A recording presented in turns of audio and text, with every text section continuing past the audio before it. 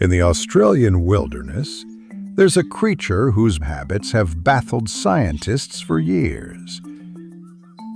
It's not their strength, their digging, or even their pouch that faces backward. No, it's something far stranger. Researchers followed trails of droppings scattered neatly along rocks and logs, like a message left behind, each piece perfectly shaped. But how could an animal possibly make that shape? For years, people thought maybe it was something they ate. Others joked about evolutionary geometry.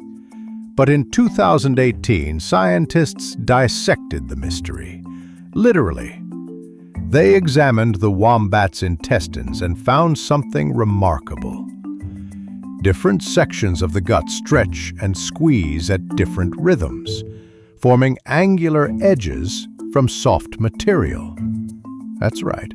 Wombats poop cubes. Perfect little brown dice of digestion. And no, it's not because they have square anuses.